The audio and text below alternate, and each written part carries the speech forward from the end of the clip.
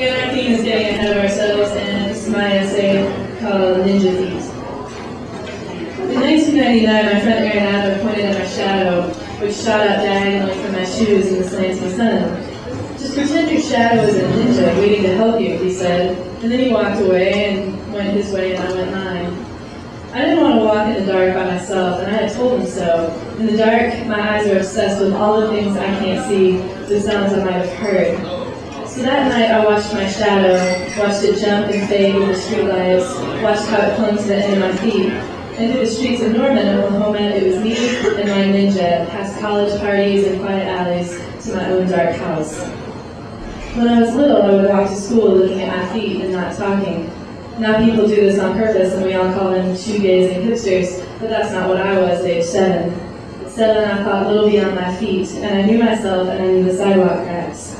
I recently visited home, and it nearly made me cry, seeing all the familiar lines in the cement. Just like when you know there is no Santa, it was a gentle realization to look up and realize I was done staring at the ground, and I started watching all the people go by me with great interest. Then I would force myself to smile at every person that walked past me, and they would smile back, and I felt famous. That's pretty much where everything went to shit. I was friends with Kim Stairs in 2nd grade for the reason that we both liked to look at people. We would sit next to each other on the bus with knees folded against the back of seats and watch them climb the steps and sit and talk. It invades your rhythm, everyone else's talk. It invaded my schedule, watching other people, hearing their plans. I forgot my feet and watched their steps. I started watching my brother, who would sit cross-legged on his bed, playing chess with himself. There was a slow, quiet rhythm as he moved the pieces. His eyes weren't focused on the game, they were focused on moving on from here. They looked so far forward, he didn't see any of us as he played his game, letting only himself stand as a competitor.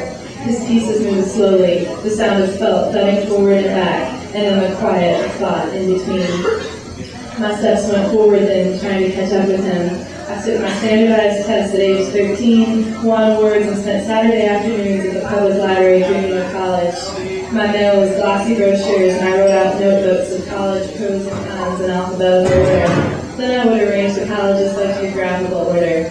I wrote the list over and over, trying to catch my brother in the future. I saw myself as the girl under the tree on the green canvas with the notebook, and I was slower then, stuck. Not too long after that, I discovered I had a body and I immediately hated it. So I stepped it up a notch by dancing back and forth to a Kathy Smith aerobics tape my mother owns. I pushed the coffee table against the sofa and shamelessly aerobicized with her side to side, cross, and step. She would hold her forearm to the camera and place her other hand on top of it. She would push down with her hands and up with her arm and create her own resistance. My father would try to stop the tape, but I was too busy learning how to get in my own way.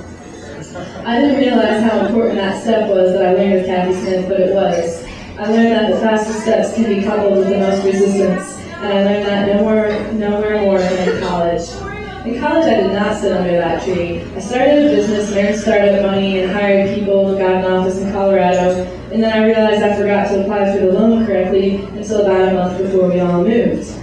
Fast feet in first gear look good, and they wear you out so they feel good. But they had just run straight against a wall I hadn't seen. For years, it was all bloody toes. So I started thinking back to my ninja, and I put on my shoes pretending the laces would be tied to him like a little martial arts umbilical cord, and how with each step he gracefully loped with me. Obviously, it's not the shadows that are protecting anyone, though I love the idea of a pair of nunchucks being right behind me. What was so important about watching my shadows is that I started to watch my own feet, my own pace. My heart still beats fast from too much watching, but my feet have slowed down to a pace my legs are comfortable with, which creates a tension between the two, a fast heart and slow feet and darting eyes playing moderator. And that creates more security than my friend Aaron ever meant it to, my past in my chest and my future only coming at me as fast as right, left, right, left.